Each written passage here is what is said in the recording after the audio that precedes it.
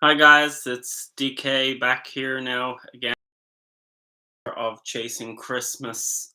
Um, it's been a really hectic day. We've had a lot of rain and a lot of wind here in Ireland due to Storm Barra, but I'll get onto that now in a minute. But first, um, let me just say welcome back to the live reading. I'm DK Daniels, a YA LGBTQ author who writes that fiction. I botched that up. Um, I'm an LGBTQ YA fiction author, um, and we're currently reading my book, Chasing Christmas, which is my only Christmas novel at the moment. And we're about halfway through that, and we've been reading it now for 8 days consecutively, and it's going well. Uh, So yeah, we'll jump straight into the recap. So in the last chapter, the two angry teenagers pursued Lucas, Elijah, and Noah, and the two twins, and they ran for their life, of course. And as they were running and dodging and ducking in and out of all the different laneways and what have you in the Chicago neighborhoods of Connecticut, um, they they're exploring some new ground that they've never covered in their life. Um, and as much as Lucas is, I mean, the reason that all of this has happened, um, Noah, he can't not um, be angry at him in that sense. He still has to go back for his cousin, even though he's just done something quite terrible, and that's the reason they're running. But now with the trill that's been interjected, they somehow managed to make it to Jack's house, where Nolan, Jack's father, tells the boys to take a hike. The two teenagers that were chasing them, and eventually they get down to taking out their presents and whatnot, and then they head off to the mall. So in this new chapter now that's coming up, um, the group reaches the mall, and Lucas and the twins head straight for the food court because Lucas loves food, of course. There's always one foodie in nearly every group. Um, but yeah, and Jack and Noah end up wandering off around the deserted mall, hunting for Christmas presents for, of course, Elijah and um, Jack's girlfriend, Samantha. And they eventually stop at a shop that suits both of their interests. And as they're traversing the aisles and looking for stuff, Jack has a rather intriguing conversation with Noah regarding Elijah. And it's there that, you know, Noah starts to come to, a realization that Noah is, oh, no, sorry, not Noah, Elijah. Elijah is more like him in all ways that he never really thought about. Um, and yeah, so we'll probably be waiting for a few minutes for some folks to filter in. I'm not too sure, but um, anyway, I'll get back to talking about the Storm Barra. We're actually very lucky today, considering um, it's, I think, over England now. I'm not 100% sure where it is at the moment, but it's tracking toward Norway, I think. But yeah, today I lost power and everything, and the cell service and the internet service has been terrible. So fingers crossed, hopefully nothing else goes wrong. In the rural areas, I mean, we've had a lot of coastal flooding and rivers bursting their banks, and yeah, it's just been quite dreadful, actually, to be honest.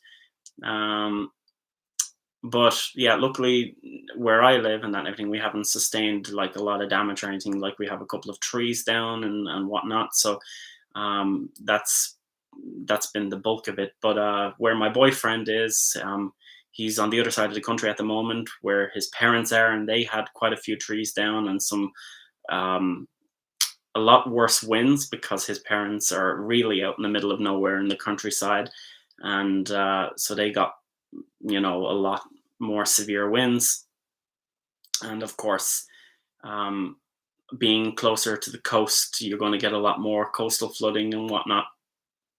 But supposedly, about 50 or 60,000 people had no power the last day or two. Um, in relative terms, that's probably small to most other people in the world. But here in Ireland, considering our population's quite small, it's quite a significant number, quite honestly. Um, but yeah, but thankfully, yesterday we had 2 days of the storms. So yesterday was the worst. It started on Monday, and we were all like saying, "There's a storm coming." Because usually, whenever the Irish government they say a storm is coming, everybody is just like, "That was the storm."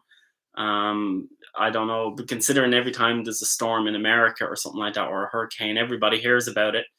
But here, most people don't even know that Ireland even get like the tail end of hurricanes or storms. But we do. We get quite a few of them actually, because we're on the Gulf Stream. Um, but yeah, we had the tail end of that storm, and it did quite a bit of damage. We didn't get the snow or the sleet like England got. We never get snow, very rarely, which is always a bummer because England always get the best weather, the snow and the sunshine. But that's just the way it goes. Um, but yeah, how has other people's day been other than mine? Looking out at the wind and the rain for nearly the entire last 2 days, it's been quite depressing, to be honest. Um, but yeah, I can't wait. We have storms and that and everything coming in off the Atlantic now. And when the storms are all over, we hope me and my boyfriend we hope to go traveling again. We do that a lot. We like traveling, and of course with the restrictions on COVID, and also now because it's winter and the storms, it's a bit difficult to just always be outside because it's just always too cold. Um, but yeah, the idea is that I want to start a new like scrapbook. I document all my travels and on whatnot. Like you see in those cheesy films where they always have like all the little scrapbook bits and bobs and of like where you've traveled and the places you've been. I have one of those. I actually have multiple of them. If folks would like to see them anytime, sometime I'd love to, walk you through some of my adventures if you are interested in that. But yeah, so that's been about it. I'll just wait for another 2 or so minutes. I'll actually, instead of doing some jokes or puns today, I thought I'd introduce you to this. This is basically a book with inspiration in it. Now, it's not so much like um, like all my ideas that I jot down. This is more so like from styles, my favorite movies and stuff like that. And I'm just wondering, maybe what user favorite movies and stuff is. But I thought these things are kind of relevant here, and I thought I'd share them with you to see whether you can relate and if you think this is accurate and what your favorite is from these corresponding lists. So according to this, now I have my favorite scenes from my own books.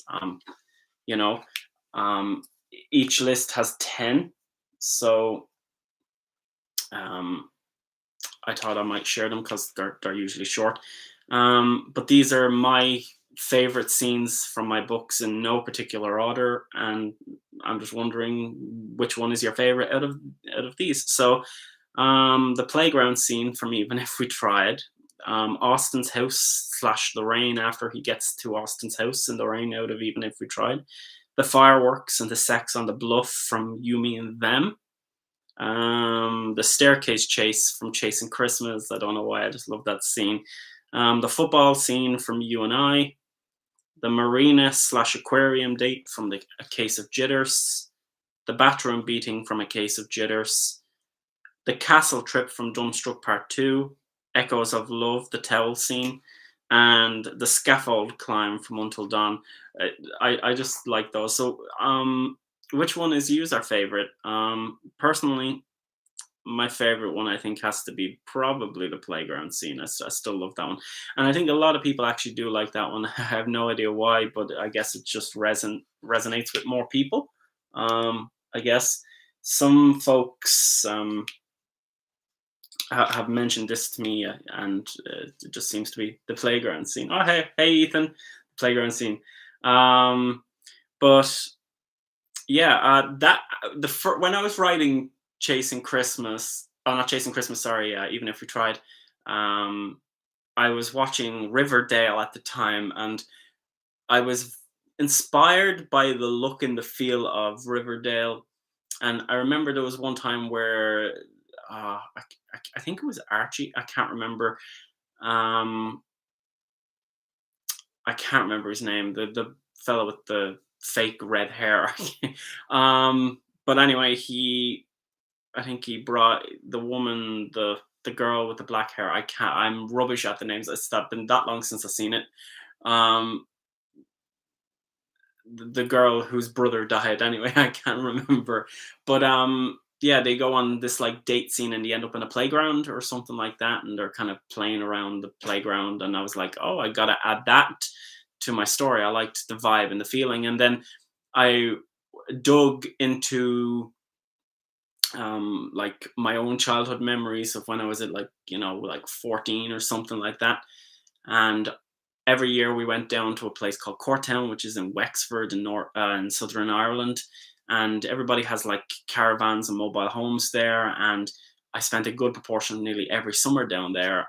And there was a playground in this whole mobile home site, and all the kids congregated there. And I remember for so many years, um, we'd spend a good chunk of the evening there before the playground would be shut at night by the caretaker guy that went around to shut it.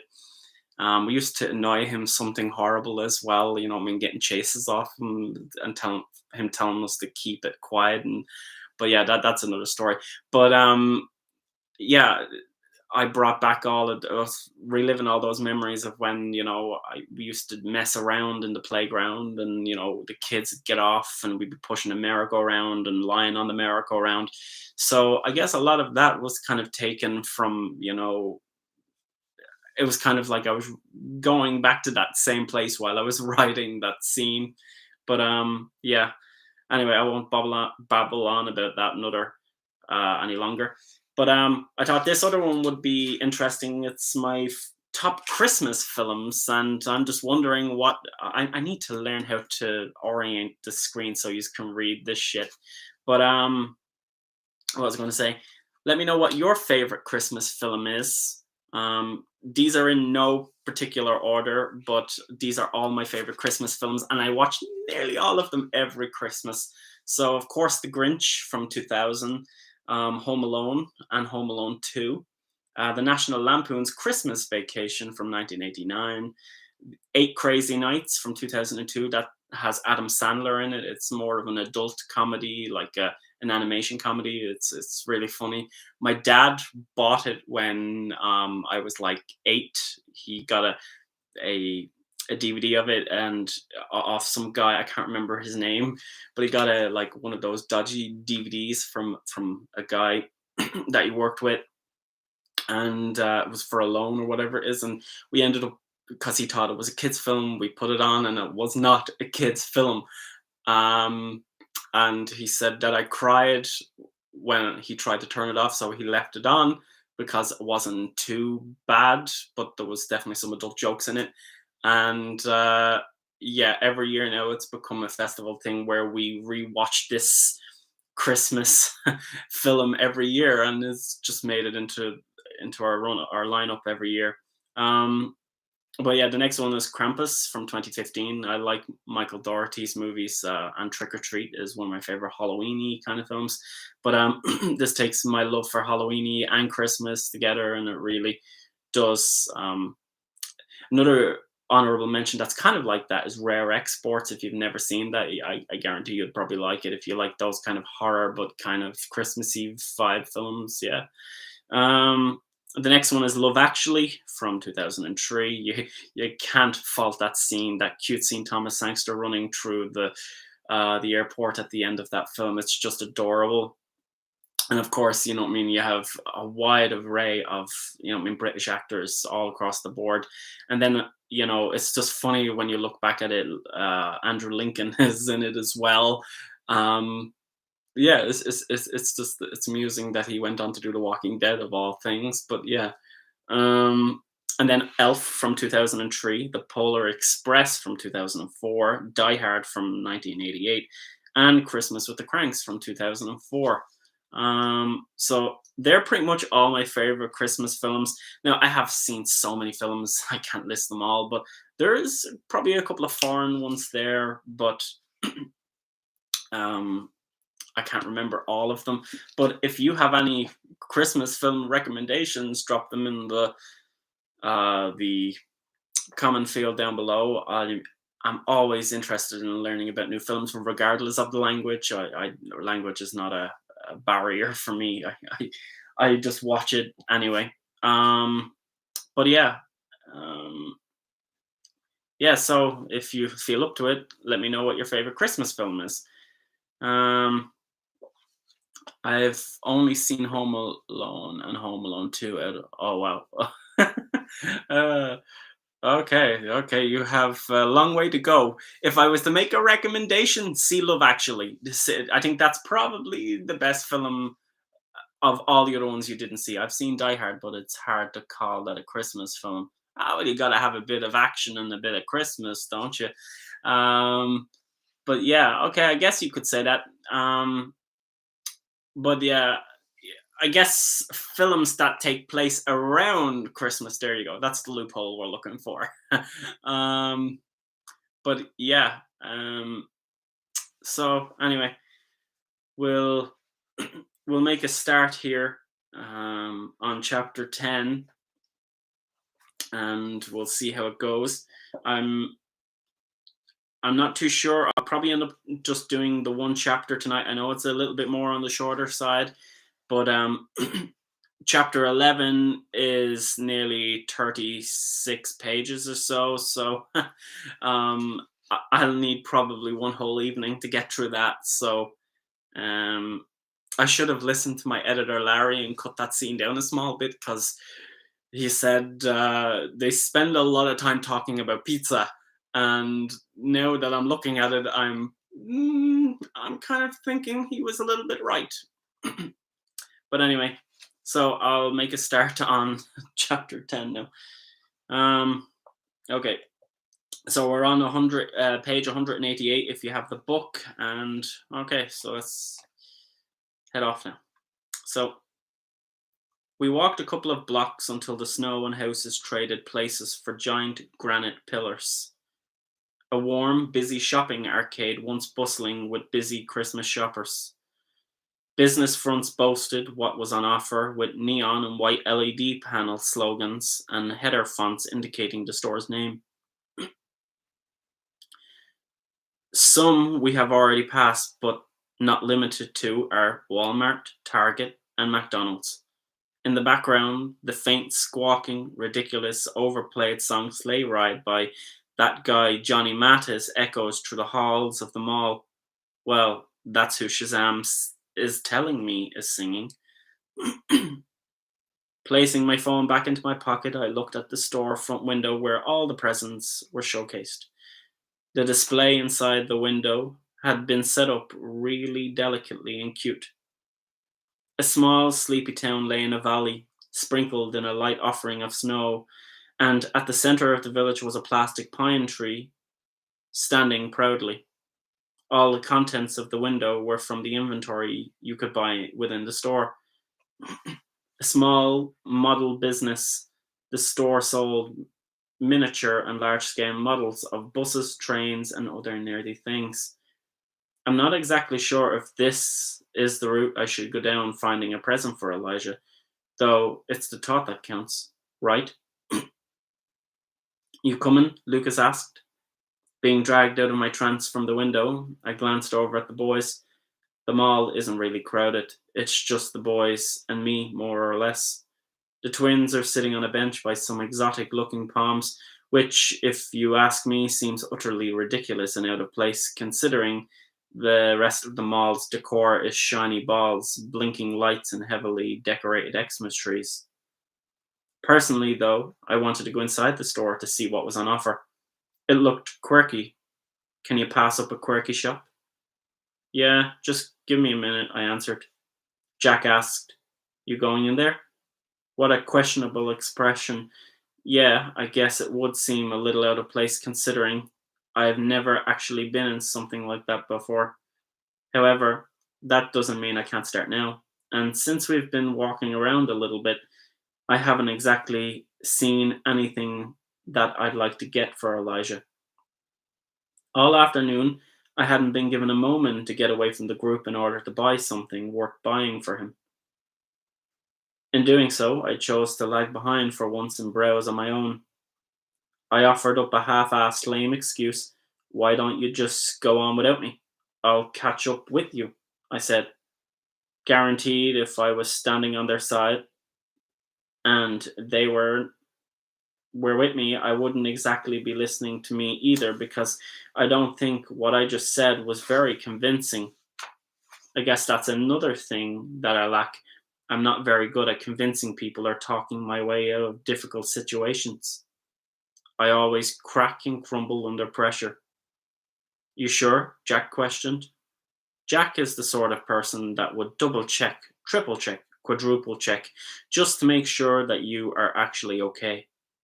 After all, this could be considered a little bizarre to him, considering he has known me for I don't know how many years. Well, I'm not going to get lost, I offered up teasingly. Jack seemed to take my word for it. He dawdled a moment and then offered up, All right then, with a slight chuckle.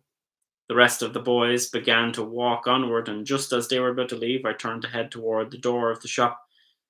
The beveled glass door stood between me and a potential Christmas present for Elijah.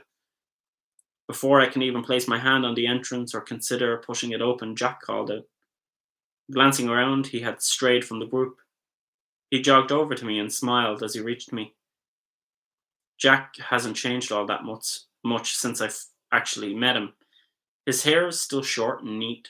The only thing that has changed is the direction of his fringe, which is sometimes to the left and sometimes to the right, or it can be alternatively sticking up when he's been working out and has built up a sweat. His cheeks are somewhat on the plumpy side, accompanied by a small nose and blue eyes. That indeed concludes his entire appearance. Jack is a little on the thin side, small in stature, large in heart. Hold up, I'm coming with you. Jack's voice quivered by the shudder of his footsteps. As much as I'd like to admit, Jack is on the cute side. However, I wish that wouldn't transfer over into my jack off fantasies. It is it really that hard to get away from the group for 5 minutes? As much as I love Jack, I can't exactly let him see me buying something for a boy I hardly know. Yeah, I just said what I thought, more or less. I'm actually considering. No, not considering I'm really going to buy something for Elijah. If I buy him something nice, he'll like me for being so thoughtful. Reaching back for the door, I delayed a little bit until he caught up with me. Letting him go ahead of me while holding the door for him, the two of us sauntered inside. The man, presumably in his 50s with greying hair, glanced up from a book and offered a warm and gentle smile. In acknowledgement, I nodded my head and murmured, Hey. The man in return offered up a similar response. Briefly scanning around the shop, not knowing exactly where to start, I made my way to the far side of the store and started up an aisle. There were crafted items in here. Some stuff was made out of wood, paper mache, and other assorted things. Picking up a snow globe, I glanced into the realm of the world inside the little ball. Jack stuttered on his words for a moment before asking, So, what are we doing here? For a moment, I contemplated. Yeah, what exactly was I doing here? I don't even know what I'm looking for. I don't even know what Elijah likes. I haven't even gotten to know him as a person yet. Would it seem a little weird if I somehow happened to miraculously get the present for him, even though I don't know who he is or what he also likes? On the off chance I might be right in my decision making. If I somehow decided to purchase the right thing and he loves me forever, then that would be wistful thinking. Glimpsing over at Jack, I shrugged my shoulders and said, "Nothing really, just looking." Jack fired back without haste. "Yeah, but for whom?" he said. "What does he mean, for whom? Is it that obvious that I'm trying to buy something for someone else? I hope the guy I hope the guys outside don't know what I'm trying to do here, but then again, what's the harm in buying someone a present? I have bought hundreds of gifts for a lot of people. Okay, not hundreds of presents, but hundreds of gifts divided between maybe 30 or 40 people. I don't know why I feel panicked or threatened, even if it feels like my attention to Elijah is being noted by Jack, or maybe it's not. Perhaps it's just me being paranoid. I can't help but believe or have a sense that my thought for Elijah is wrong. Why do I like him? Was it what is it about him that I love so much? Is it his smile? Yes. Is it his hair? Yes. His hair. It's so feathery. Even the way his teeth dazzle perfectly in his head is beautiful. Yeah, that's it. Elijah is gorgeous. Beautiful is such an alien like word. Even the word beautiful is unique in its own way. When you hear the word, you automatically assume that it is something exquisite or something above average. Do I think Elijah is above average? No, he is much more than mediocre. Mediocre. It is a little sad to even think of him being average because he is certainly not ordinary. He sets the par for all the sweethearts and little heartthrobs that have ever walked the earth. Elijah has an entire planet to his own. I think I'm falling in love. Is this what love feels like? Confused. Feeling the air in my windpipe vanish, my throat began to seize up and my vocal muscles clenched as I tried getting the words out to Jack. Who says I'm buying it for anybody? I teasingly added. I hoped that somehow managed to get him off my back. I hope it sounded persuasive and not too formal, or avoided.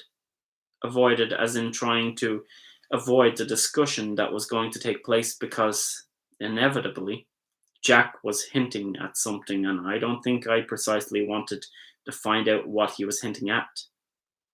Panicking, I interjected a little bit of humor into my discussion.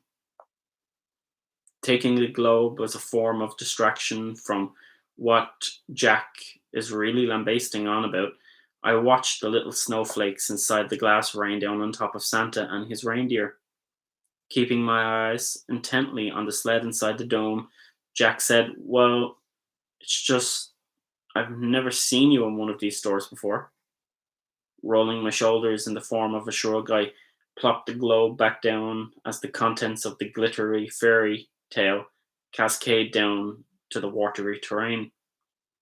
Turning my attention to a crib on the far side of the aisle, I couldn't help but notice the baby Jesus had been moved from his crib to the side of the stable. Not really contemplating what I was doing, I plucked up the small porcelain figure and set it back inside the manger. Content that the little figurine sat gently and delicately in its home, Jack pushed forward. So, anyway, with the weather like shit, how come a cool kid is hanging out with us? I would be lying if I wasn't a little offended by that statement. It was, of course, a little bit below his power. And of course, it was Christmas. Injecting some smug sarcasm into the conversation, I offered, "Gee, thanks," with two hands reached out. Jack pushed at the side of my shoulder with the tips of his fingers. He gave a sheepish smile before saying, "You know what I mean." "I didn't mean it that way." "I know," I added, coyly. Flashing a sheepish smile, I came to the junction at the top of the aisle and reverted out the next. Sauntering down the centre aisle, I thought for a moment. Yeah, Jack wouldn't exactly know what has transpired. Maybe I should fill him in somewhat. His family lost their home, but will you not mention it, please? I begged.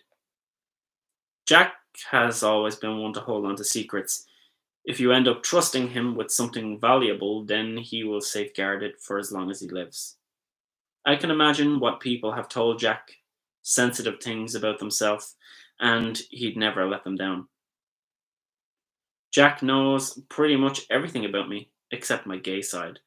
I can't exactly tell him that anyway, because that would make our friendship awkward, and I don't want to lose the best friend I've ever had or will ever have. As always, if it is a sensitive subject, Jack always adds a bit of humor to make it all the more appropriate somehow. He makes the inappropriate appropriate. Jack raised his hands to his lips and proceeded to mimic. "My lips are glued." "Well, they can be," he jokingly added. As if the gesture wasn't enough, he looked around for a prop to add to the display. Jack quickly observed his surroundings, then caught sight of a tube of glue, and just like that, he picked it up and began to rock it up and down beside his lips. I couldn't help but smile. "You're such a dumbass sometimes," I teasingly said. The dumbass always makes me smile, like no one else can make me grin. True, our teasing and joking have substantially hit the curb. The war plays for antics and inside jokes have never faltered. Jack is still the same person I met all those years ago, and he always has my back, and I will always have his. I'm not, it's not that I'm afraid to tell Jack that I might be gay. This weird feeling I can't quite describe, but all I know is that I prefer looking at boys rather than girls. Still, I don't even think my feelings toward the male gender are worth risking a friendship, even if it makes me feel miserable inside, even sometimes. I want to share it with the world. Even though I don't exactly know what it is that I want to share, I just feel like I want to be weird, if that makes sense. Chuckling, my rib cage inflated and deflated with every ripple. I guess you could say that we both looked a little odd to the shop owner who peered down the aisle at us. Yeah, the sight would have to be a bit funny. Two preteen boys sniggering about something so absurdly comical that most adults would think otherwise. Pacing the aisle, I browsed over the shelves. Jack asked, "Yeah, so has he said anything or done anything weird?" Not sure how to exactly take Jack on this, I quizzically asked. "Weird. Okay, I'm lost." Jack became a little shy. It's almost as if he was playing with a deck of cards and he's not putting all his passes on the table. Cautiously, Jack drove forward, asking, "Yeah, like, trying to kiss you and touch you?" Did I just hear what I think I just caught? Because I don't believe my ears are fooling me. I think I just overheard my best friend ask if someone touched me. Kissing is okay to talk about.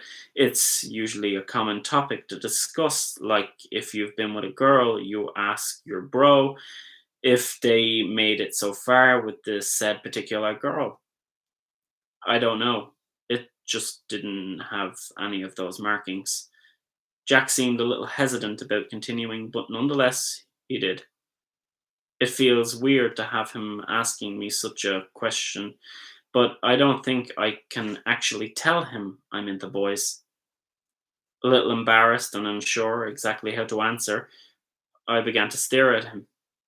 The question was really odd, and although Elijah hadn't exactly done anything with me, it didn't serve the purpose to say that I wished to do something would it have happened.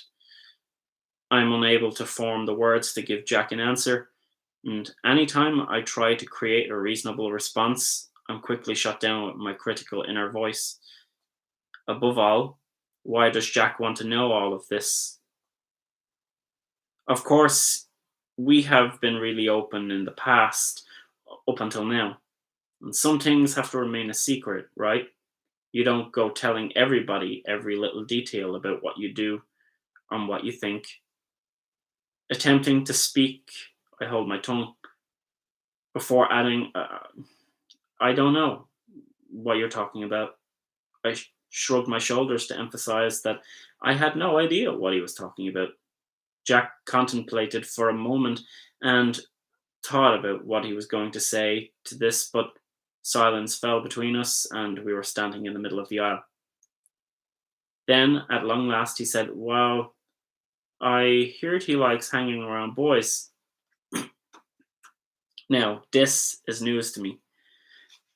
There has to be some form of miscommunication taking place here, but did I just hear Jack say that Elijah hangs around boys? What exactly does that statement mean? Is he implying that Elijah is gay? Does Jack believe I am? Or is he stating, yes, I think that Elijah is gay so that he can go in for the steal? No, I don't think Jack is gay. He's too straight. I guess, yeah, I don't know. Why is my first thought about Jack to do with his orientation? I don't want to answer Jack back, but I feel like I'm under a spotlight waiting to give an answer. I feel under pressure or obliged to give Jack the information he seeks. The little voice in the back of my head suggests caution.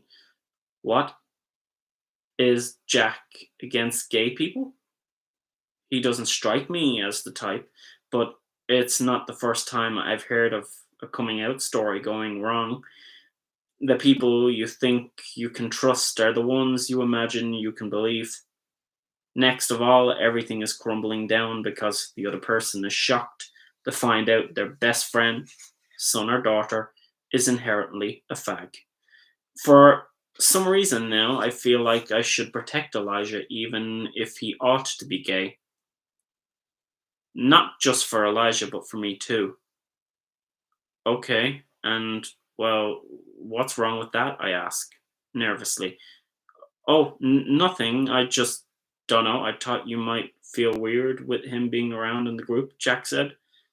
No, he's cool. Besides, he's staying at my house, I said, glancing over at a brown and silver leather friendship bracelet with a little metal attached. I had the odd notion that maybe a friendship bracelet would suffice. Though there is no friendship to accurately account for having a friendship bracelet. If anything, I would buy Jack one quicker than buying Elijah one. Gripping the small bracelet, I took it off the rail. I thought for a moment whether I should even consider getting one, but I opted not to get him one. It is neat and all, but I don't think we're quite there. So, I guess it's either keep looking for a gift for him for my Christmas present or Christmas morning. Like living, Jack said. Short term, though, I said. All right, Jack said as he reverted into himself and became a little quiet as he contemplated. Yep, I said. I looked either side of the aisle to see what was on the shelves. A second of silence broke the rift in the conversation, and I thought about exactly what I wanted to say to Jack. It's funny how it is in the past. I never really had a problem thinking about what to say to Jack. Now I am careful all the time, not just with Jack, but with everybody. There is an abundance of material for me to pull from my head, but these days it's like dragging a cat by the scruff of the neck. And as we try helplessly to get a word from each other, I have changed and I don't exactly know what it is. Just getting older, I guess. Secretively, Jack asks, "So, do you think he's gay?" It's not in my nature to exactly know whether someone is gay. I don't think I can tell if someone is gay unless they really like to wear makeup and shit. Plus, I don't think I'm out there. Well, I hope I'm not out there because I'm not ready to be labeled as that kid who is a faggot. I guess Elijah and I are sort of similar. The two of us are straight acting, but I'm not exactly sure how I go from here. If Elijah is not a fairy actor, then, well, how will I know if he's gay? Will people know I'm queer even if I act straight? Is that even a thing? Can you be gay and pretend to be straight? And why is it so hard to follow your heart? I want to do what is right. I don't want to make people sick, but I will be depriving myself of this if I never learn to love it. It's who I am. I'm tired of acting. To make everything right, I try and avoid being gay, but at the same time, when I think how good it would be to actually out to be out of the closet, kissing boys and doing it. I guess sex is on everybody's mind at this stage, but it's not exactly a requirement. I don't want to rip off someone's clothes every waking minute and go down with them in a humpty bumpty pump fashion. It's just so confusing. Growing up realizing you're gay. One moment I want to be myself, and the next I'm afraid to be who I am. It would be awesome if Elijah is gay, and I hope I have the courage someday in the future to tell him how much he means to me.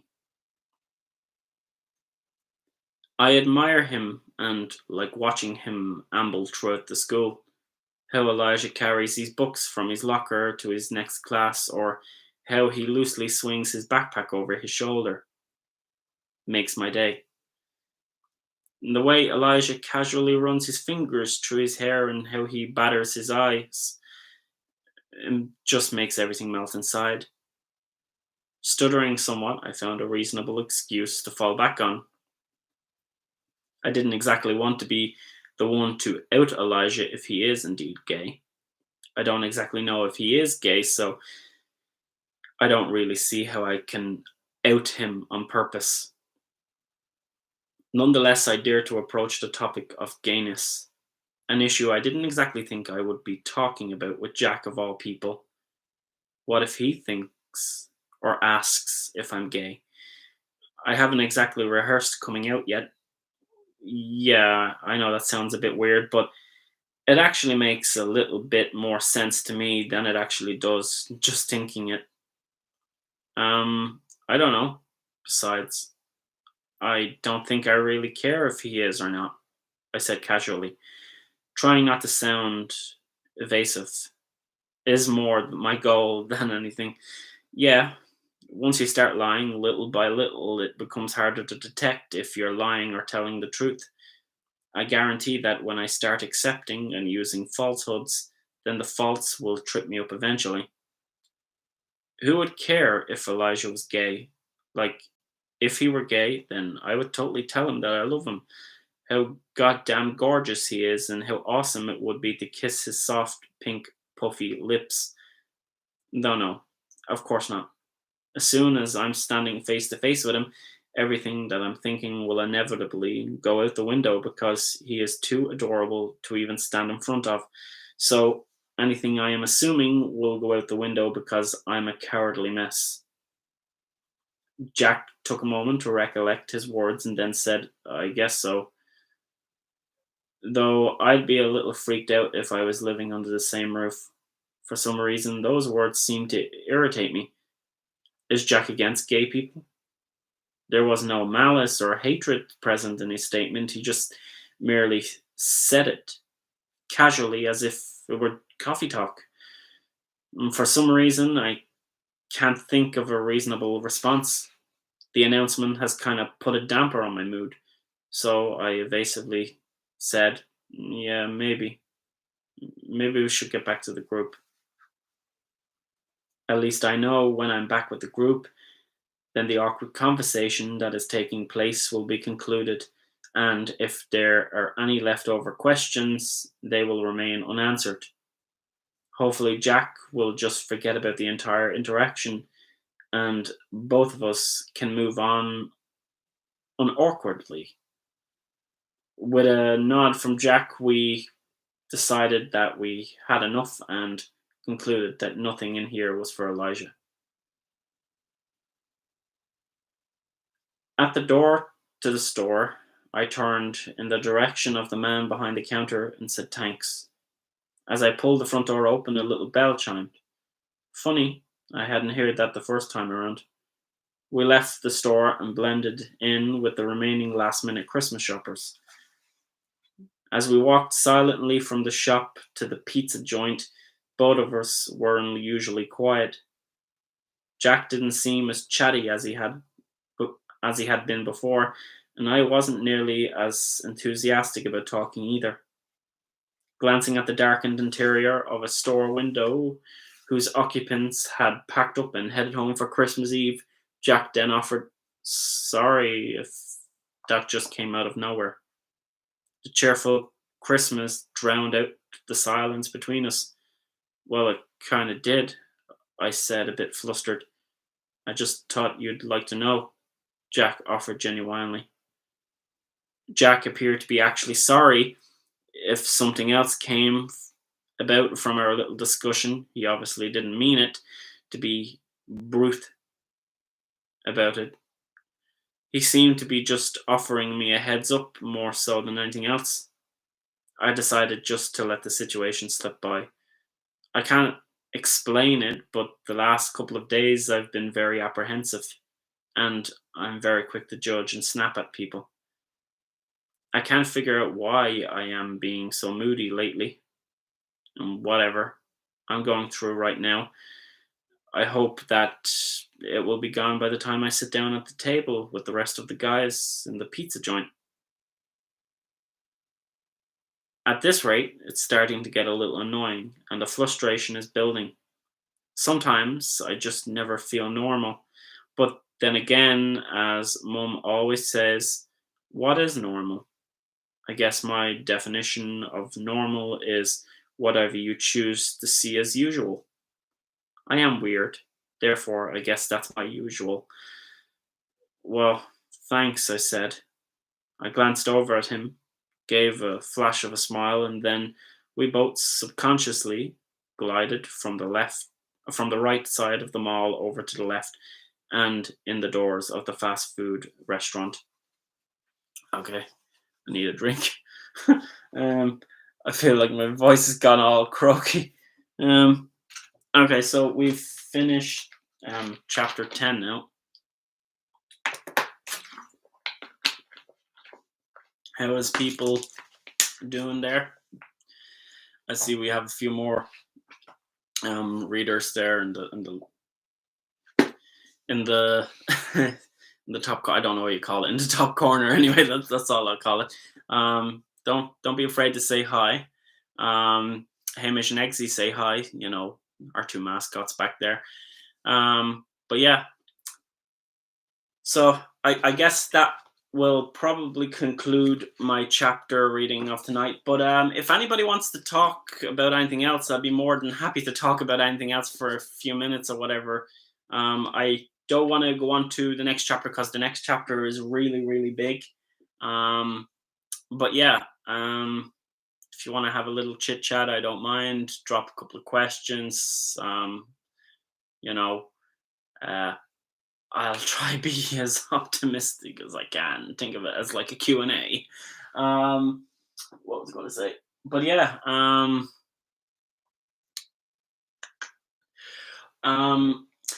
Chasing Christmas. Now, when I actually started that, the scene with the store there that you just heard.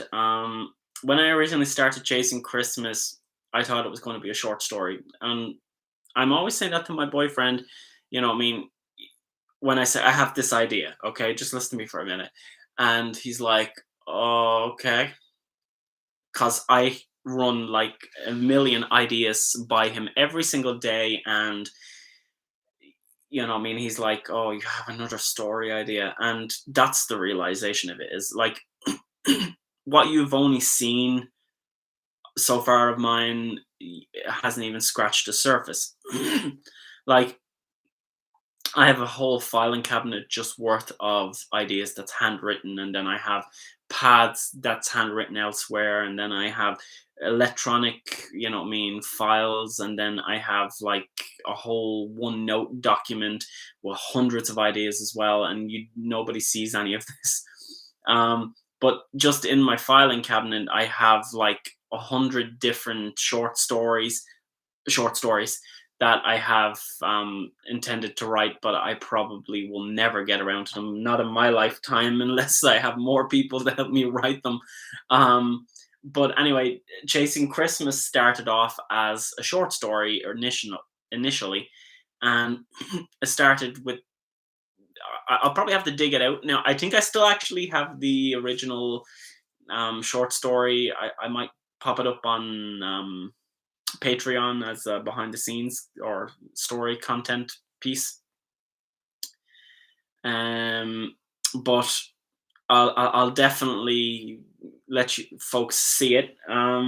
But it started off with a kid, probably about 10 or something like that, in a like a in like an antique store like that, and he was like picking up a car, like a toy car or something like that, and he was contemplating whether he should buy it for his brother, um, who had came back from the war. That it took a completely different turn than what I imagined. But then I was like, yeah, I don't see this is not what I had in mind. And then initially, then I started a new premise, and then it was like a choose your own adventure, and that's how we started kind of getting it. Is Chasing Christmas 2 still being planned? Um, yes, to a degree. Will it be called Chasing Summer? That's what I want to call it. My boyfriend, he thinks it should be called something else, but that's what I thought it'd be called, Chasing Summer. And Chasing Summer, yes, I have planned a decent. Well, I haven't plotted it out, but I have a lot of notes about what I wanted it to be, and I have plotted it out. One second here, and I'll show you something. I'll just get something. um, okay.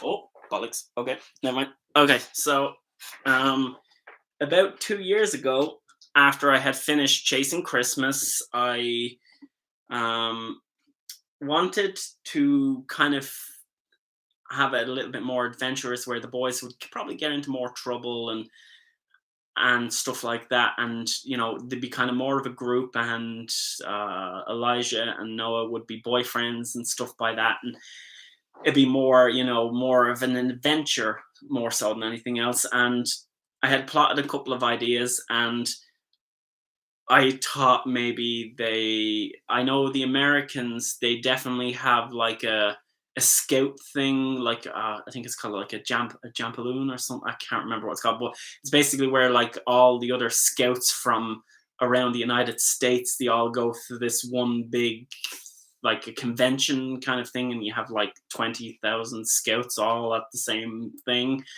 Um, yeah, but it's something like that, and I went. And I realized when I was plotting out all these ideas, I was like, I know nothing about scouts. And I was like, okay, I have to do some research. And when I started researching it, I started to quickly realize this is a lot more in depth than I thought it was going to be.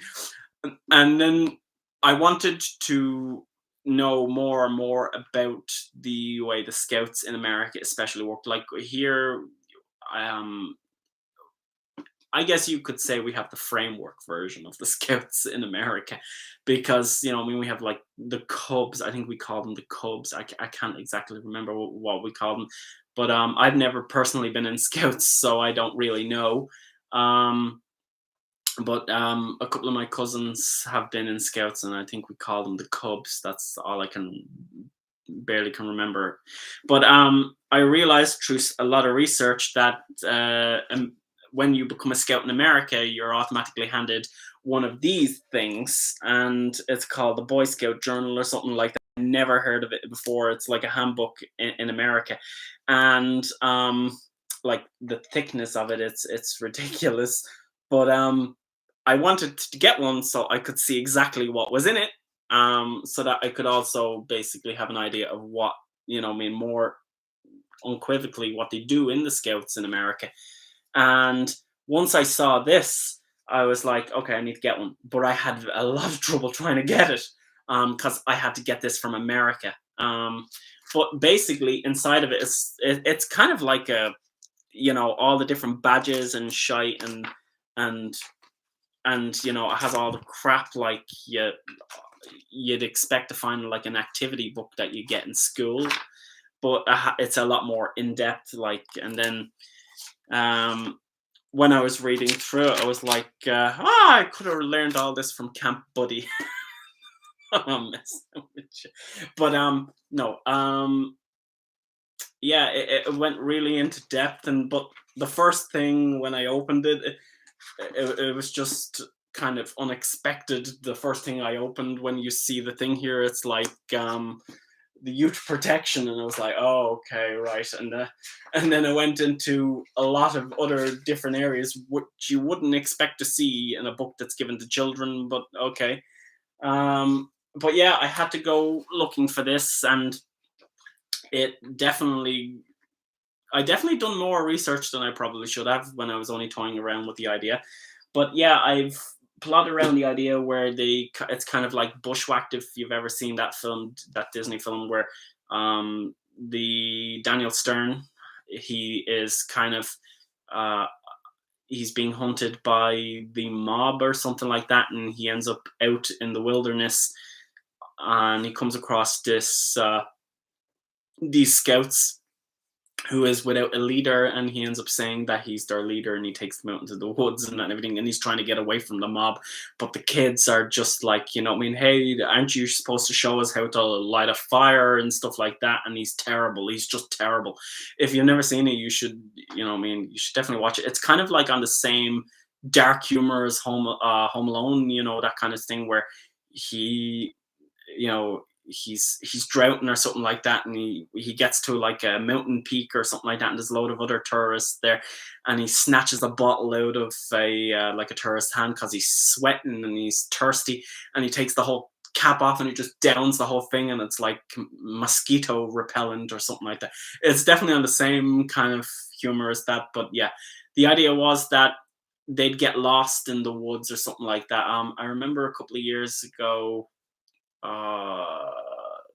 I can't remember the name of the film. It's basically, I think it's a 1990s film from, I vaguely remember, Warner Brothers. It's about a kid in China with a panda sanctuary or something like that. His dad works for a panda sanctuary, and he and a native girl or something like that, they fall through a bridge with this panda, and they end up like in the wild, and they have to kind of battle the elements, the nature, and also these poachers. And I thought it'd be kind of cool if it was something like that, but with a group. Um, and that's kind of where I was going with Chasing Christmas. I had plotted a few scenes now out of the story, and my boyfriend thought it'd be funny. You know what I mean? Thought it would be funny with what I came up with. I'll share one scene that I had an idea with, but I won't share any more because obviously I don't want to ruin it. But one of the scenes I had an idea about was the boys going out to this kind of like an island or something, and they are going to maybe do like I don't know why they're going out to the island. They're just going out to the island, but it's kind of like, maybe they're going out for respect or just to get away from the rest of the mayhem or whatever that's happening. And I pictured Lucas standing on the bow of a little wooden rowboat or something like that, and as they kind of come up onto the island, the keel of the boat skins the bottom of the rock on the island or whatever it is, and he goes flying over the over the side of the boat and lands on the beach or wherever it is of that little island. And I just pictured, like Ben or Adam shouting from the boat, "Man overboard!" And yeah, that was kind of, I wanted it to be a little bit more comical in that sense as well. But yeah, that's that. Is there any other questions? I probably have went on a lot longer. I do have some notes, but I probably don't. I won't share them, which is just yet. But in terms of when you're when I'm looking at a time frame for Chasing Christmas Part Two, if there is a Part Two, which gets fully utilized now, you're probably looking by 2023 if I get around to it. The Noah Finch Chronicles was never really. Uh, it was an idea for me to start, but I just didn't follow through with it. I have other novels to write. Well, I had other novels to write at the time, and um, the second book of quite a few things now, because I had planned to write another book for Even If We Tried. Oh, sorry, not Even If We Tried. Yeah, Even If We Tried. Yeah, I had planned to write one from Even If We Tried from the viewpoint of Austin. So that was one book. Then I had planned to write two books for As They Say, and then a sequel to You and I, and then of course a sequel to Chasing Christmas. And then it starts to really get, you're handling like four different, franchises, and that starts to become quite unrealistic in terms of that. I mean, the amount of work I can actually do. um I know I'm quite a fast writer, but an, a, I'm horribly slow when it comes to editing, and I guess that's the only downside. That's good to hear. Chasing Christmas ended really nice, but a sequel would be nice. Uh, I definitely will consider going on and doing a sequel. Like, I even planned that when I was doing a sequel, I also planned on doing a prequel to Chasing Christmas as well, so that it wouldn't be um, you just opening to a Christmas book, because most people won't actually probably jump into a Christmas book straight away. Most people will, like even when I've done market research and so forth and whatever, most people in series, let's say for instance you have two or three books and then a Christmas book, most people tend to skip the Christmas book and just go straight to the next book. I don't know why, but that's just seems to be what it is. But I decided to maybe do a prequel to that where, I mean, you actually see Elijah and that and everything in the school. But I thought people would probably be more interested in seeing the two boys as boyfriends, and that just never materialized. And I've went on and did other stories, of course, in that time frame as well. And I've rewritten You and I two or three times now. I can't remember how many times I've rewrote You and I Part Two. And each time I've written it, I am not happy with it. Like the first time I sent it, I wrote it and I sent it to my editor Larry. He also does some proofreading as well, and he's usually my go-to guy when I'm asking, do you think this could work or whatnot? It's like either my boyfriend or him are usually the first other people to hear about any story that's being created. And he said the first thing he said was that it doesn't feel like the original book. And I said, okay. And I taught for a few minutes and I says, okay, it needs to be slightly new though. I can't keep doing the same thing over and over, but I understand that some people want familiarity. But at the end of You and I could not really, it made no sense to me, I mean, to keep the boys talking through like a diary format or a letter format. What's an explanatory novel or something like that? That format, it just didn't make sense. So I knew I had to probably branch away from that, and I probably will branch away from that. Either that or I'll leave it as a standalone. And I know a lot of people want to see that story tied up, so I'll probably end up bringing that over into like a first person story. and have you and I more so as a prequel kind of thing. Um, but yeah, we had even went through. I had a very lengthy conversation with my editor Larry about what we think would happen, and I thought that one more book would ought to probably do it. I thought three would be pushing it, um, but yeah, we talked all the way through for like an hour or two, and I went from the very start all the way to the very end of every single idea I had for the story because I extensively plotted out the entire novel. It's just it wasn't working for me, and yeah, we brought up ideas about the boys getting together and stuff like that. People would like to see Isaac um, and Max get together and stuff like that. And it's just, that wasn't what I had in mind. And everybody wanted the boys to be together. And it was the only story where I actively wrote, and I knew that from the start that Isaac was not gay at all. And then, of course, Larry and then my boyfriend were like, what happens if he's bi? And then I was like, oh, here we go with this bloody bi card. You know what I mean? It's like, you know what I mean? You're greedy. You know, you can't choose to be one or the other. But yeah, you know, I thought, I don't know.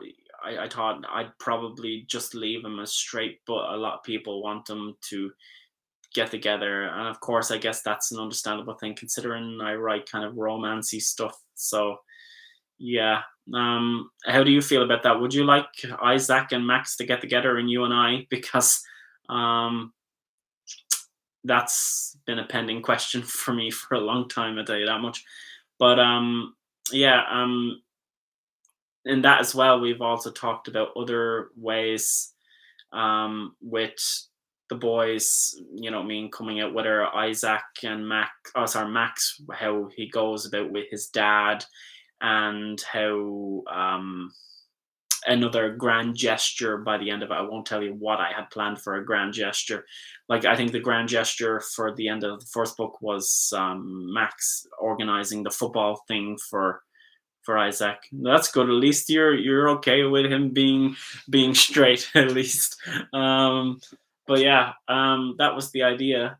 And then you can't see here. I'm looking over because I've written that many things. I've actually forgotten what I've actually written.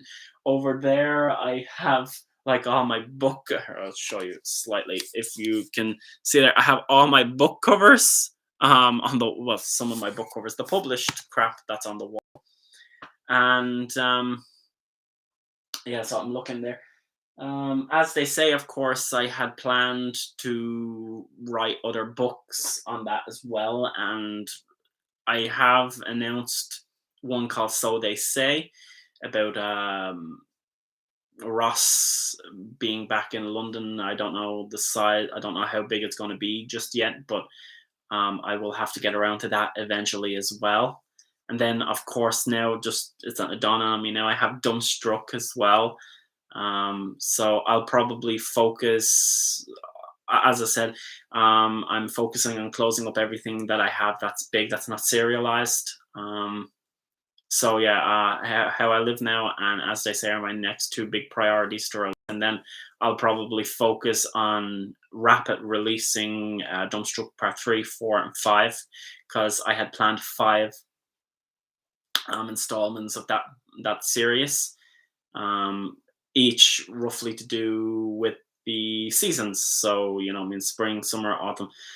And it goes full back around basically into the next summer. And that's when the time of year they met 1 year ago. And they're kind of, you know, dating by then.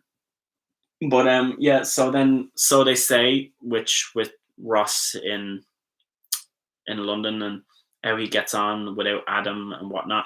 I had originally planned for a story before that about him before going to Ireland, but that didn't materialize. I always pictured as well of taking a second story, like what happened after the events of As They Say with Adam, and yeah, some people thought it'd probably be best if I went straight into the story, like the way Comicality has done with his diaries with the Billy Chase franchise, where each book is basically a continuation of the story. And I was like, I don't want to do that. Where you know what I mean, every story it feels like I've been talking for a year. You know what I mean, in one story. But I had planned that they be done in increments of years or something like that. So the first one was in 1991, and then the second one was going to take place in 1994 or something like that. So he was gradually working his way to like 18 or something, and that he'd eventually go looking for Ross, and he would not find him because Ross would have moved or something by that time, and then they just kind of drifted apart, and then miraculously, like 20 or 30 years later, they kind of re-meet, and that was kind of the idea. But we'll gotta see where how that goes. Um, and then of course, what was the other one? Oh yeah, even if we tried. I had planned as well for an additional one of even if we tried of Austin beforehand. Um, a standalone novel size of Austin, but I didn't think that would. I didn't think that was necessary. Eventually, and then I also thought, considering even if we tried right now, stands at 100,000 words, which is gigantic, and it's nowhere near finished. I was like, that's going to be one hell of a long book. Like, um, it's getting on the lengthy side. So I was like, I don't know how I'm going to do this if I'm nowhere near finished. And I don't see this story panning out into more than one or one book. But at the size of it is right now, it's like two books basically if I keep going. And I was like, yeah. But and then there was the idea where I had asked my boyfriend as well, and Larry and a few other people. um, I I felt like I wasn't getting enough of the POV spread of the boys. I wanted to show more of Ethan as well, so you could kind of understand what was going on with him, and then I wanted to show a little bit more of Austin, of course, as well. And I think I initially came out with, you know, what I mean, like back and forth POV, and then you know what I mean. Started to feel like it was like whiplash, so I decided probably not the way the book was originally intended for first person, and I didn't see that turning out that way. And um, I had planned that doing each book individually, like one on Austin, one on Ethan, and one on Sam. And I thought that and then I thought that it would be just too much having like three separate books for the story. But yeah, you wouldn't mind the size of it being a Bible, so I guess we can go for a George R. R. Martin size book then. um, but yeah, because an average one of his books is about 800 pages. I guess that would be quite a colossal undertaking. But hopefully I could write it in less time than it takes him to write a book. Um, but yeah, that was the idea for even if we tried. That I wanted to show more of Ethan and Sam, and it started getting very complicated. Um, um, but it just started to get more complicated than I originally had planned.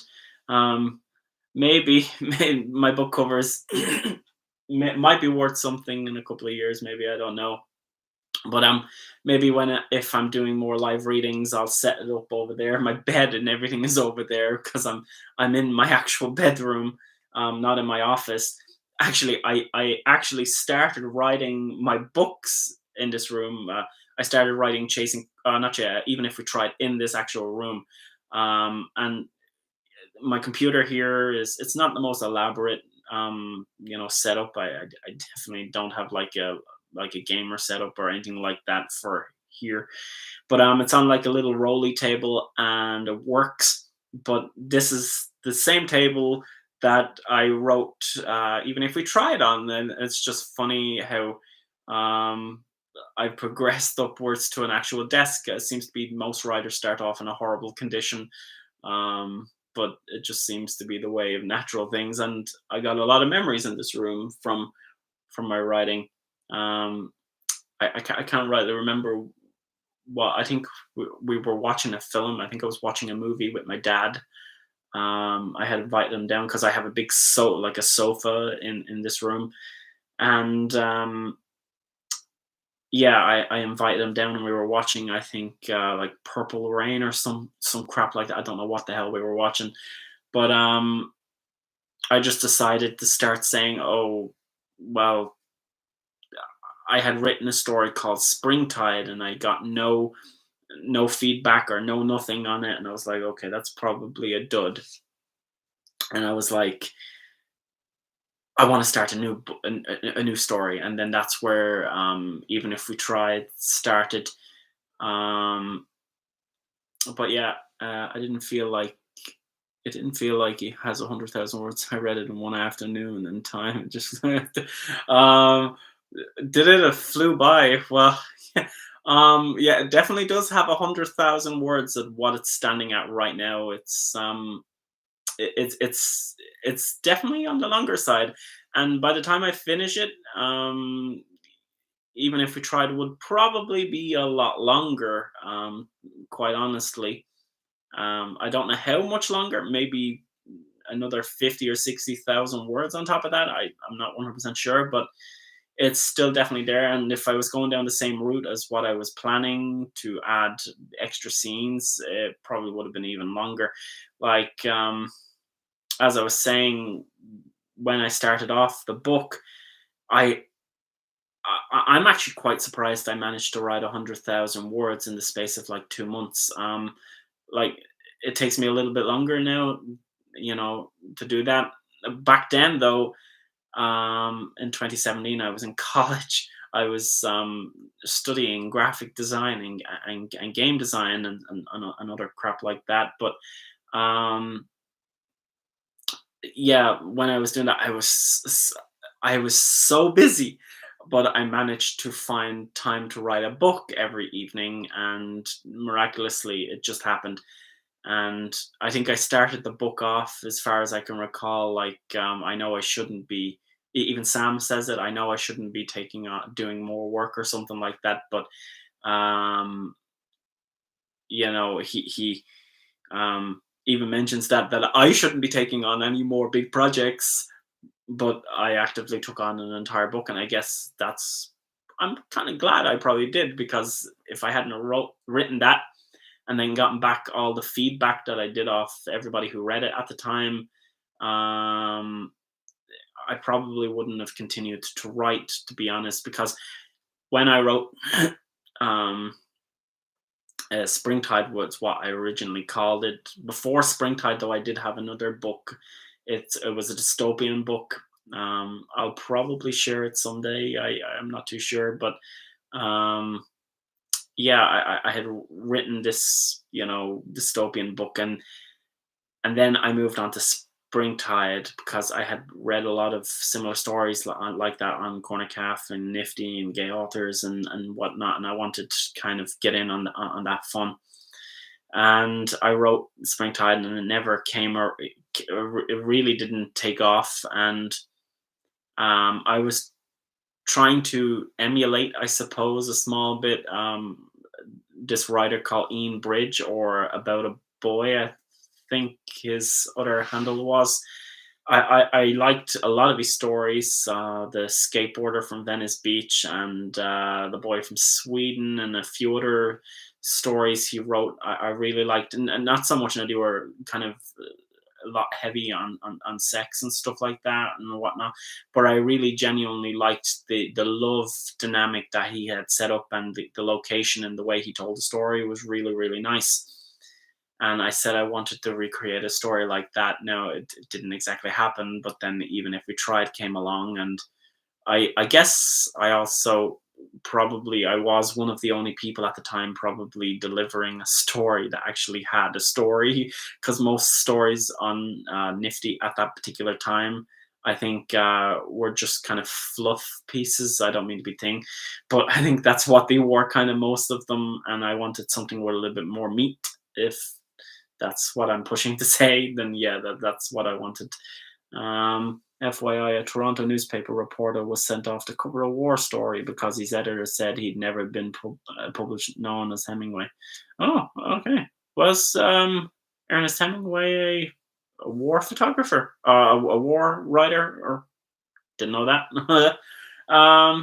But yeah, that's kind of the origins of of Even If We Tried. I had seen. Give me a second now. That there's a song called Night Beds.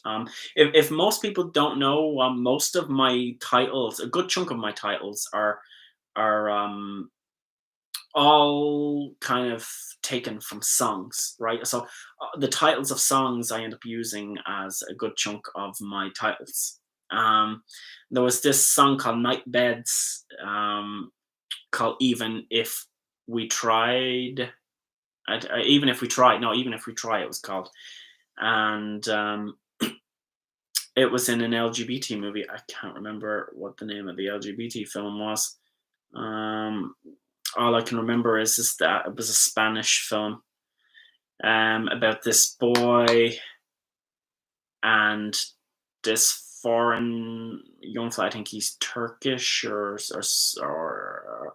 Arabic or somewhere around there. Somewhere around the Middle East, I think he was from. And he is in their country, and he's in like one of those centers, like at near the border or whatever it is, and he's been waiting to be transported back or whatnot, and or to get residency. And he ends up falling in love with this other teenager who's like 15, 16, and yeah. Oh, what's the name of the bloody movie? I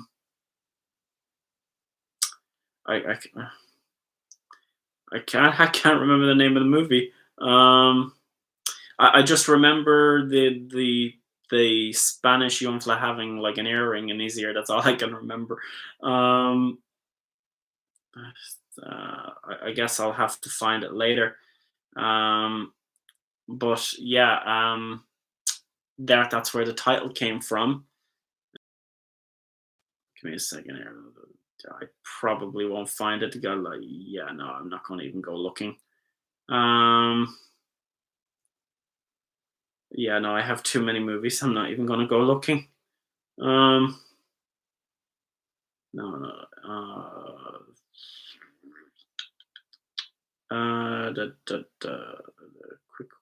Quick. Yeah.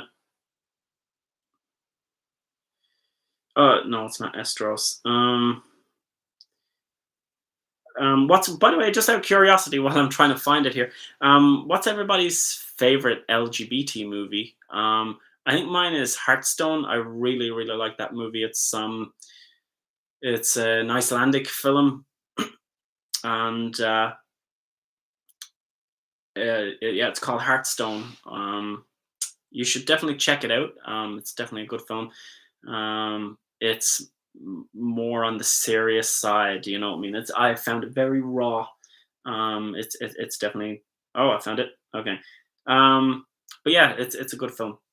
Okay, so the name of the film I was talking about is called Hidden Away.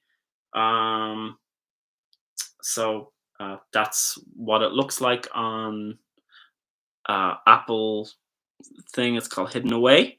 I don't know whether, yeah, but that's Mika Ruda or something is the director. um, but yeah, I have hundreds of films in here, but that's that. And yeah, so after that, the film had ended. You had that song, and that's where it got its inspiration from. Now, as the inspiration for Sam, I was inspired by Griffin Gluck. which his performance in Tall Girl really definitely his character in that, where he takes the milk crate and puts the milk crate down on the ground to step up to kiss the girl. It was just really, really adorable to see. But that was his character still hasn't really ever changed. You know what I mean? He's kind of always plays that kind of nerdy, goofy kind of boy who has kind of wears his heart on his sleeve, that kind of thing. And I think that was kind of the type of person I wanted Sam to be. And then, um, yeah, Austin then was a singer called Alexander Stewart, who is a singer. I came across him a couple of years ago, doing covers on YouTube. He sang the song "Heathens" from by 21 Pilots from the Suicide Squad, and yeah, that was that. And then Ethan,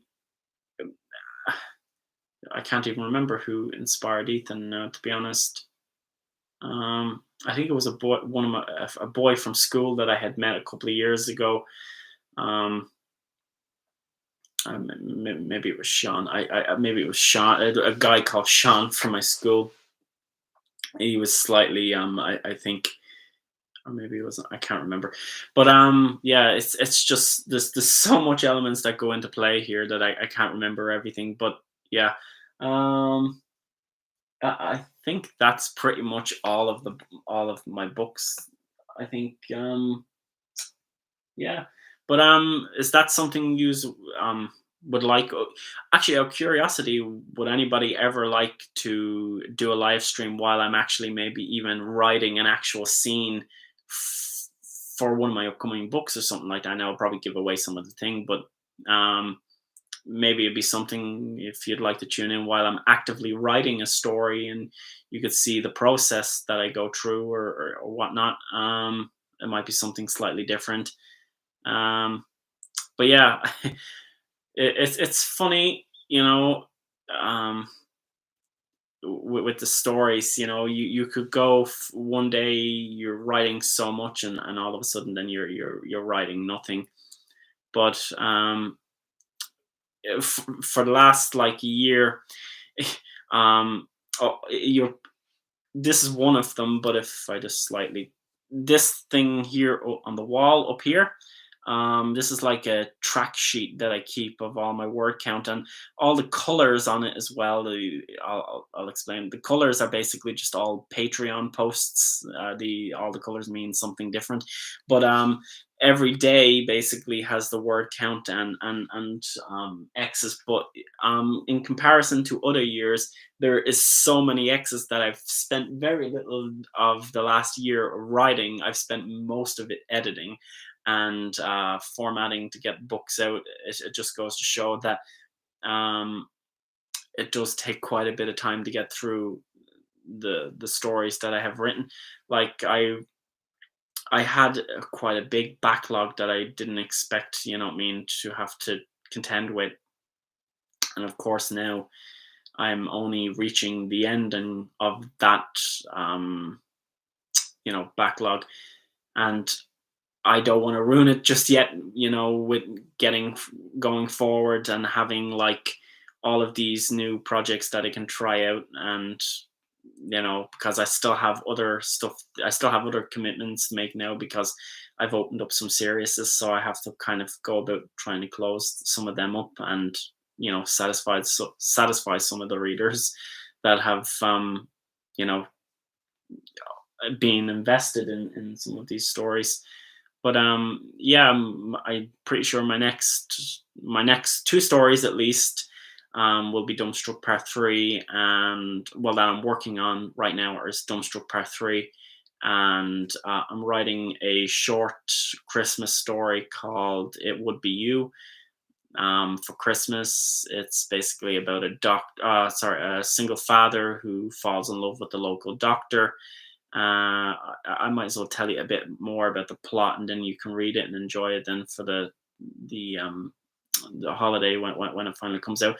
But basically, he has this young son, and he is not really the fatherly type. His husband, um, who died a couple of years previously, he used to do all the running around and that and everything, and he was more, in touch with the kids' reality and whatnot. And then um, Dominic, which is the father in this one now, he is a little bit more, work orientated, and he doesn't really understand the aspect of sitting down with a child and having the kid talks and all the little kid games and that and everything. He'd just rather, the kid act more like a grown up, but he's also still in a state of bereavement or bereavement, whatever you want to call it.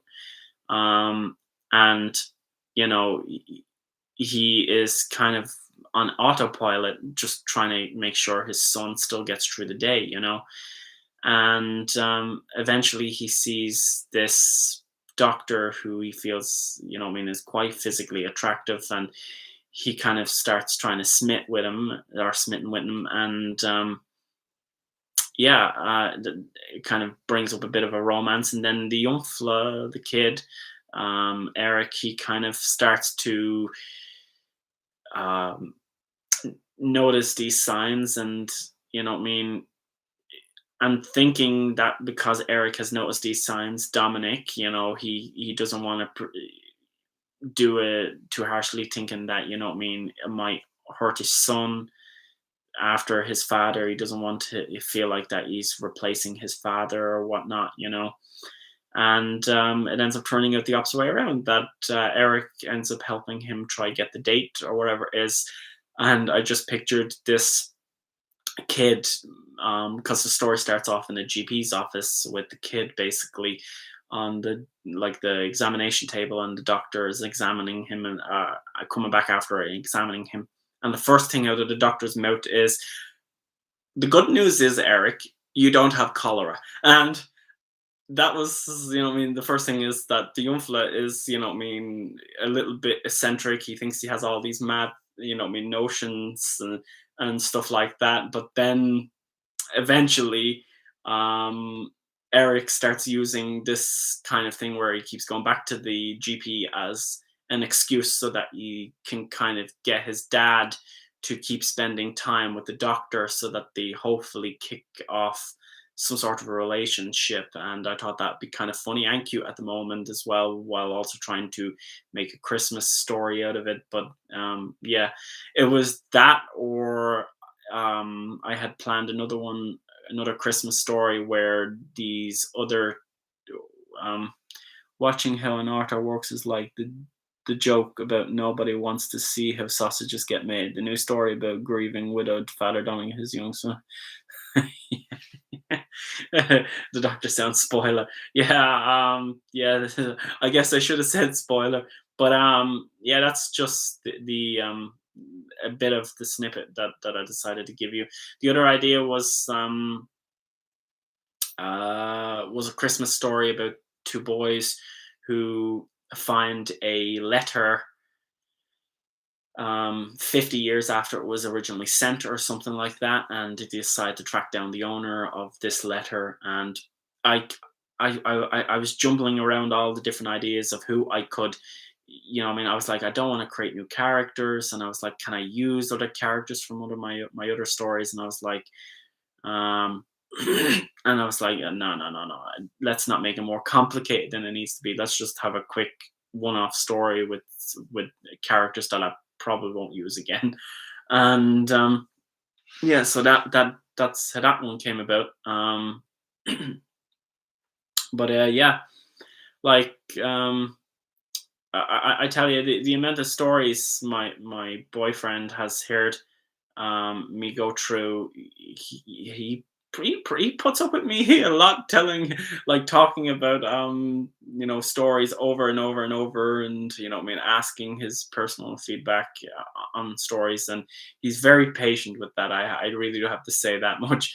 But yeah, I probably sometimes feel like I'm droning on about particular things, and he's just like, "Oh, it's just as simple. Just do this," and then I'm like, "I can't, because this has to happen, and then this has to happen. You don't understand it. It's all inside my head." And then I was like, "Oh, okay." But anyway, but yeah, um, I feel like I've probably been babbling on longer than I probably should have. I don't know if anybody wants to ask me any more questions there. Maybe I could change the subject or something. Um, but yeah, that's about it. Yeah. Also, if you haven't actually known about Chasing Christmas now, I think I haven't said it, but I've said it every evening, so I said I might as well say it. If you haven't heard by now, I'm giving away 3 copies of Chasing Christmas, signed copies. So all you have to do is be on my mailing list, and you're picked at a random lottery, and I'll be reaching out to the readers on the 10th, which is the closing date, or you know, for who wants this book, and I'll be sending them out probably the day after because the closing date, the international shipping date is the 13th, and I want to try get them to folks for Christmas and whatnot. So yeah, um, but yeah, so yeah, I people probably have places to be, and they probably want me to. They're probably just saying, "Oh Jesus, come on, will you get the fuck off? We need to go do stuff." So I'll probably let you all go. Thank you so much for all for coming to join me again today. I know it was a bit of a slow start, but I'm glad to see you all filter in.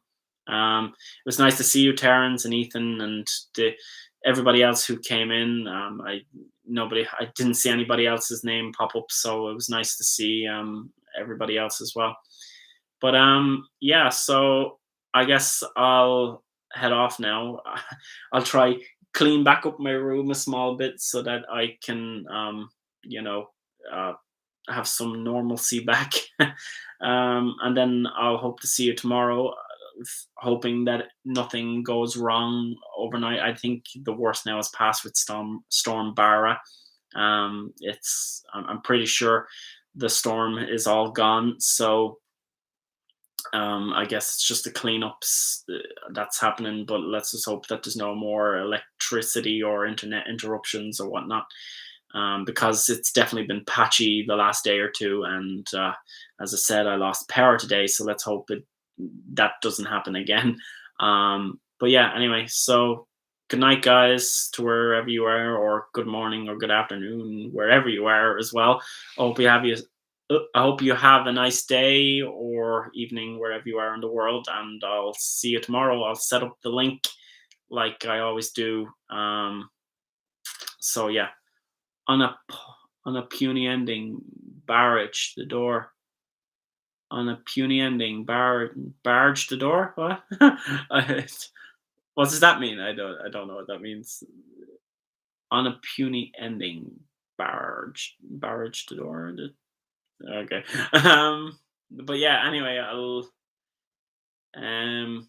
So yeah, I'll see you guys, and I hope you have a nice evening, and I'll talk to you upon barrage. Must be a regional thing. I don't know what that means.